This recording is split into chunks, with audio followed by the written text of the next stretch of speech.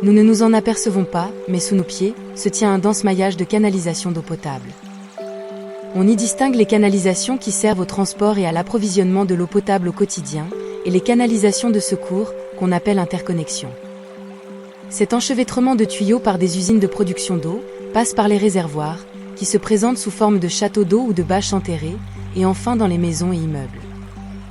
À chaque usine de production correspond un périmètre de desserte de l'eau, appelé UDI, pour unité de distribution. Les 4 grandes usines interconnectées du territoire du Sage sont le Rest, Baudinerie, Kerjan et Le Pillion.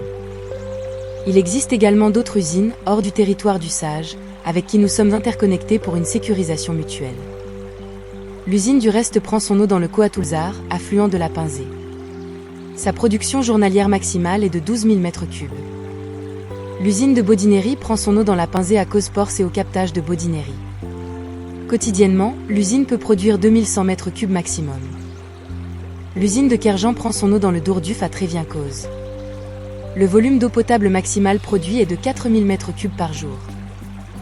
L'usine du Pillion prend son eau dans le Jarlot. Le volume produit par jour est de 8000 m3 au maximum.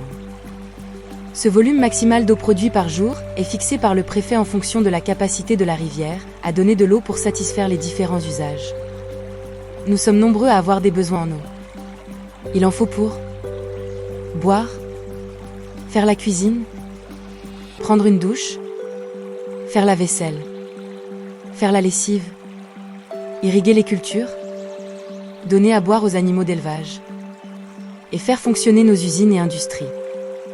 Mais nous ne parlons là que des besoins des êtres humains et nous oublions trop souvent le reste du monde vivant, et en particulier la faune et la flore aquatique. Cette quantité d'eau-là, à réserver pour les milieux aquatiques, on l'appelle débit réservé. Lorsqu'il n'y a pas assez d'eau pour des usages considérés comme prioritaires à l'homme, des dérogations au débit réservé sont demandées au service de l'État. Or nous avons beau vivre en Bretagne, réputée pour sa météo pluvieuse, l'eau vient à manquer, notamment l'été.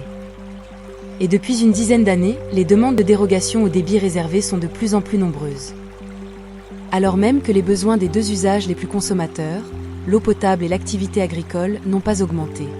Alors c'est vrai, environ un quart de l'eau traitée est perdue entre l'étape de la production et celle de la distribution, en raison de canalisations vieillissantes et de casses de tuyaux. Réparer coûte cher aux citoyens qui payent ces travaux dans sa facture d'eau, donc il faut échelonner les réparations dans le temps. Mais surtout, il y a de moins en moins d'eau dans nos rivières. Par exemple, l'usine de Kerjan a été fermée durant 5 semaines en septembre 2022 car il n'y avait plus assez d'eau dans le Dourduf. Pourquoi ? Tout d'abord, parce que nous avons artificialisé et imperméabilisé les sols, aussi bien en milieu urbain qu'en milieu agricole. Ensuite parce que nous avons détruit nos zones humides, qui sont de véritables éponges qui restituent l'été l'eau stockée pendant l'hiver. En plus, les zones humides assainissent l'eau, faisant naturellement une partie du travail très coûteux des usines de production d'eau potable. Enfin, nous manquons de plus en plus d'eau en raison du changement climatique. Les pluies sont plus violentes qu'avant mais moins fréquentes et moins bien réparties sur l'année. Or, en Bretagne, nous avons cette particularité que l'eau douce accessible et prélevable est à 75% superficielle. Donc pour ne pas en manquer, il est nécessaire que les cours d'eau soient remplis toute l'année. Tout cela s'ajoute à une autre difficulté. Lorsque l'eau de nos rivières est polluée, la réglementation ne nous permet pas de l'utiliser pour produire de l'eau potable. C'est le cas de l'Orne, où la prise d'eau a été fermée en 2009 à cause des trop forts taux de nitrate. Et tant que ces taux n'auront pas baissé sous le seuil de 50 mg par litre pendant 3 années consécutives, la prise d'eau restera condamnée.